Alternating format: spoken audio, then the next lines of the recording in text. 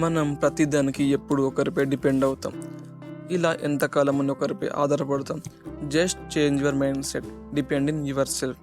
నా లైఫ్లో జరిగిన ఒక స్టోరీ చెప్తా విను. నేను ఇంటర్ వరకు ఎప్పుడు ఒంటరిగా ట్రావెల్ చేయలేదు. దగ్గరైనా దూరమైనా ఎప్పుడు ఎవరిదైనా హెల్ప్ తీసుకునేవాడిని. కానీ ఇంటర్ తర్వాత ఎంసెట్ ఎగ్జామ్ అప్లై చేశాను. సెంటర్ హైదరాబాద్. కానీ హైదరాబాద్కి మా డిస్టిక్కి 200 కిలోమీటర్స్ దూరం. మా మదర్ని తోడుగా రమ్మన్నాను. బట్ అంత దూరం నేను రాలేను, ఎగ్జామ్ రాయకున్నా పర్వాలేదు అని చెప్పింది. మా అన్నయ్యని రమ్మన్నాను. నాకు ఎగ్జామ్స్ ఉన్నాయి అని చెప్పాడు. నా ఫ్రెండ్ని అడిగాను, వస్తా అని చెప్పాడు. తర్వాత హ్యాండ్ ఇచ్చాడు. బట్ ఎగ్జామ్ రాయాలి, ఎందుకంటే ఇది నా లైఫ్, నా కెరియర్, నా ఎగ్జామ్. ఏమైనా సరే అని బస్ ఎక్కాను. జేబీఎస్లో దిగాను.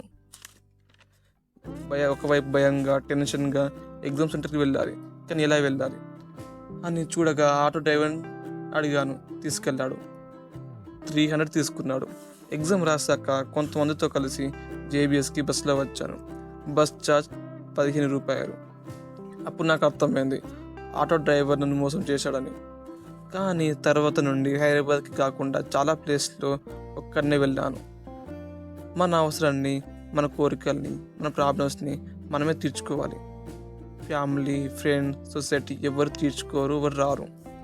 కష్టమైన నష్టమైన డోంట్ డిపెండ్ అదర్స్. ఇలా చాలా జరిగాయి నా లైఫ్లో, అందరూ ఇది ఒకటి.